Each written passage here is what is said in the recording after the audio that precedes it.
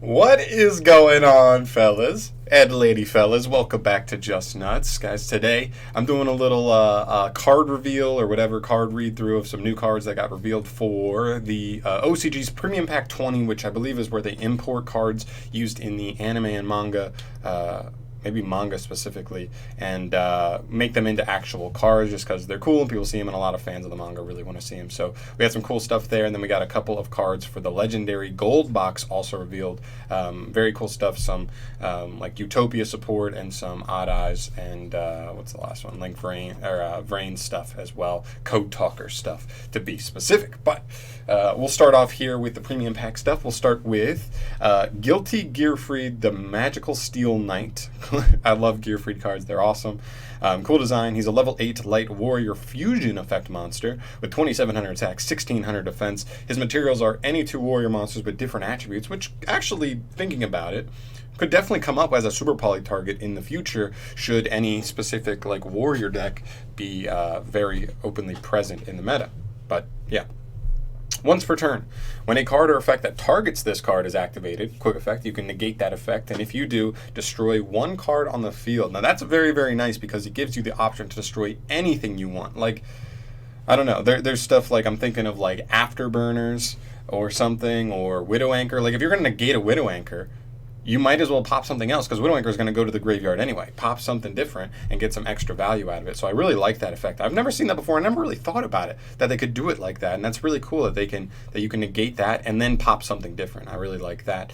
Second effect, if this card was fusion summoned using only materials that were on the field, it can make 2 attacks during each battle phase, not specific to monsters. It can still attack directly. So this card is a legitimate threat in that way. 54 attack points coming in one battle phase from just one monster is quite a lot to deal with.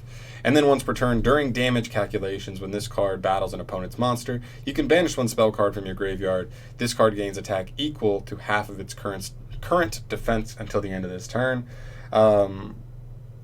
which is also nice. And I said 54, but that's actually going to gain him 800, so we'll go up to 35, which also means he's could be an out to stuff like Ultimate Falcon and getting over any problematic other monsters, which is pretty cool. I like this card a lot. I think he's fairly generic. Any warrior deck that fuses can make him, and he's cool. And maybe we'll see him as a super poly target in the future at some point. But yeah, he's cool. I dig it.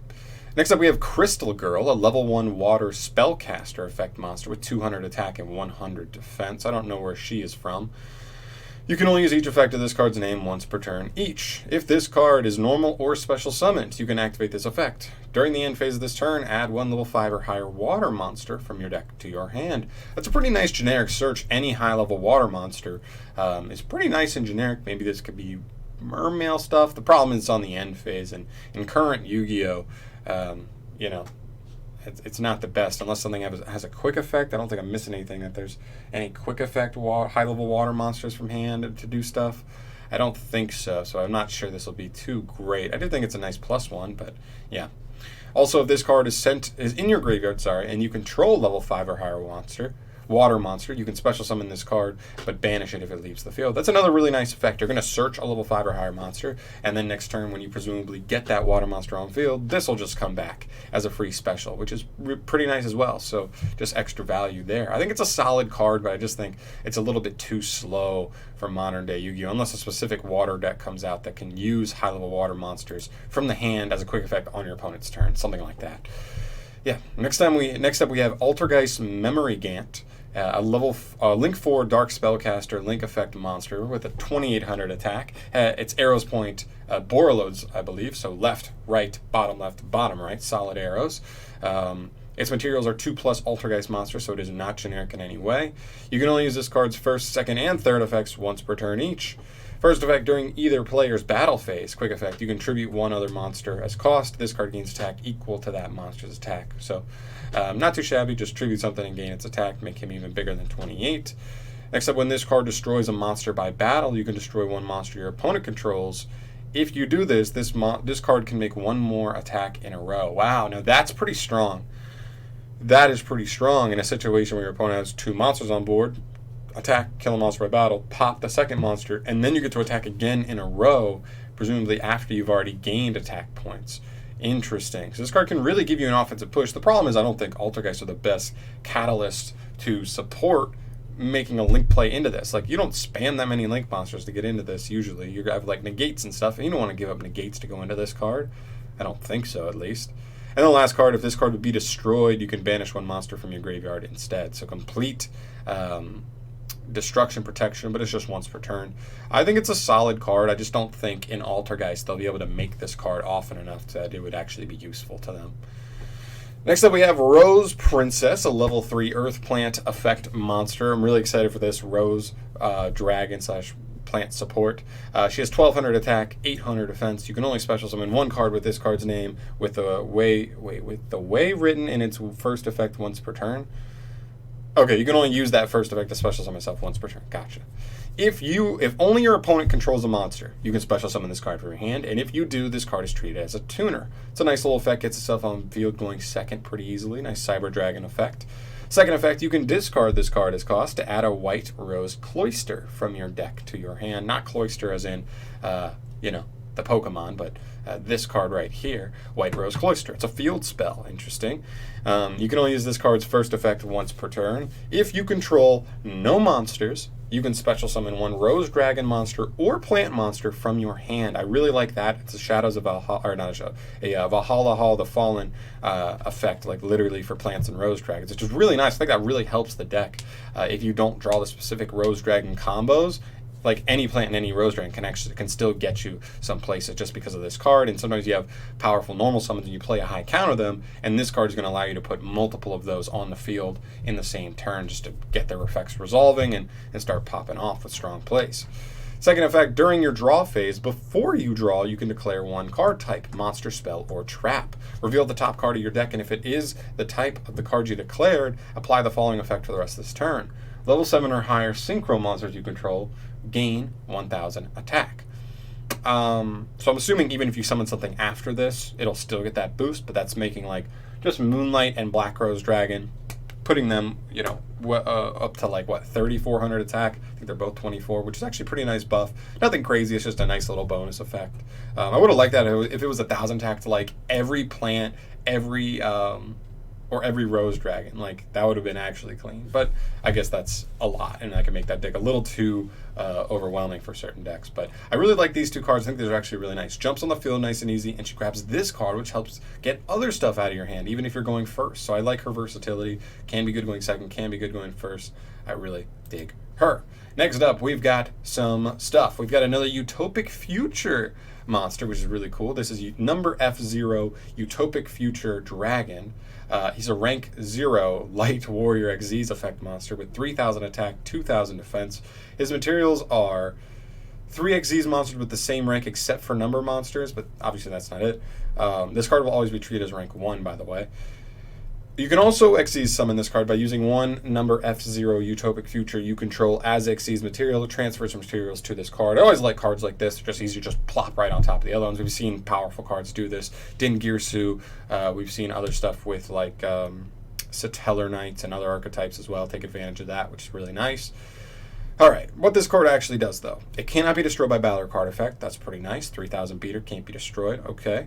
And then once per turn, when an opponent's monster effect is activated, quick effect, attach one material from this card, negate the activation, and if you negated the activation of an effect, of a monster that was on the field, gain control of that monster. Now, that's pretty good.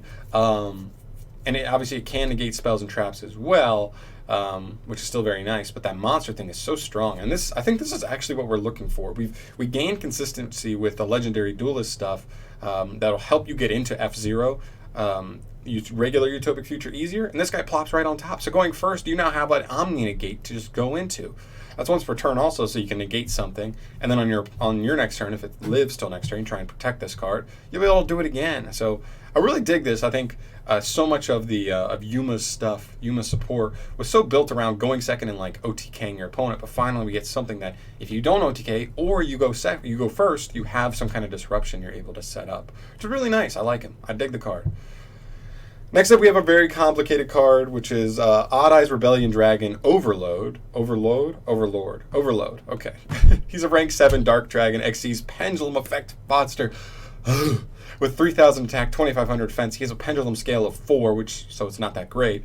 But his pendulum effect says once per turn, you can special summon this card from the pendulum zone. And if you do, special summon one Rebellion or Phantom Knights XZ's monster from your extra deck using this card as material. This is treated as an XZ summon, and you can attach one card in your pendulum zone to it as material, which is pretty nice, actually, because it gives you a good amount of versatility. There's a couple of different cards you could go into with this. And just either, I don't know, go break sword, pop to like out some cards, go XZ's Rebellion Dragon, whatever, the one that gets really big and like can just help OTK, put a lot of damage into it, which would be really good. But yeah, it's made generically by any two level 7s, so nothing too crazy. But its monster effect says you can only special summon this card once per turn. You can also XZ summon this card by using one Rebellion XZ you control as material, so you can't just drop this on top of another Rebellion XZ's monster, so I like that versatility as well. Obviously take its materials. If you can pendulum summon level 7, then you can pendulum summon this face-up card in your extra deck. So I believe if this card leaves the field after being summoned correctly the first time, as a pendulum card usually would, it would go to the top of your extra deck or face up on your extra deck, and then you would, it says specifically, if you have scales that do fit a level 7 into them, you can pendulum summon this out. So that's pretty cool. And then if this card was XC summoned using a rank 7 monster as material, this card can make up to 3 attacks during each battle phase. That's wild. That's a lot. And then if this card in the monster zone is destroyed, you can place it in your pendulum zone. So sort of a weird float there, but it works. I think this card's kind of crazy. I mean, there's a lot going on here, so I don't know if it's fair to judge this card off after one look, but it seems like it does a good amount of things. Drops stuff on the board. It can also help you like get this, like special summon this from the Pens zone just to get another Phantom Knights or Rebellion card out. So there's some utility there. I think it's good. I think it's a good card. I don't know entirely, but that's my guess.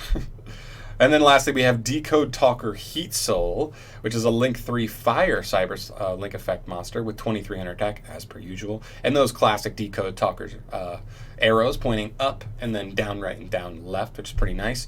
He takes 2+ Cybers monsters with different attributes, which is interesting. It means you can't just be abused in Marincess generically or Salamandrake generically. There has to be some other stuff mixed in there. And the second effect is a hard one per turn. First effect, this card gains 500 attack for each monster it points to. Okay, that's nice. Just creates less outs easy outs to this card, just beating over it or something. So you can get it pretty big. And the second effect, quick effect. You can pay 1,000 life points to draw one card. Then, if your life points are 2,000 or less, apply this effect. Banish this card on the field, and if you do, special summon a Link 3 or lower Cybers monster from your extra deck, except for Decode Talker Heat Soul. That's a very interesting effect as well. Obviously, it's specific to a duel where your life points have been whittled down. You're at least 3,000 or less at that point of activation, and it just lets you drop another Link 3. Although I'm not sure it has to be a Cybers Link 3. You're probably trying to do this on your opponent's turn, or on your turn to be offensive. I'm not really sure exactly the applications of this. I guess going into Transcode is pretty good, right? Just banish this special summon Transcode and then revive this. I guess that's a possible play, right? I don't know. There's probably other plays that I just can't think of off the top of my head, but it seems pretty good, especially as a quick effect. It's a little specific with the life point thing, but I think overall this could be a niche card for very specific situations, but when it does come up good, it comes up huge. But guys, let me know your thoughts on all these cards here today. I know there's a good amount of them, and I went a little bit in depth, but if I missed anything, definitely let me know, because these are a lot of text on a lot of these cards, so definitely let me know if I miss anything specific there, and I will catch you in the next video. Thank you so much for watching. Subscribe if you have not yet, because I got news coming left and right. There's a ton of news coming. We got 9 more Link Vrains pack links dropping tomorrow, the last 9 for that set, so get hyped for that, and yeah. Thank you so much for watching, guys. Peace.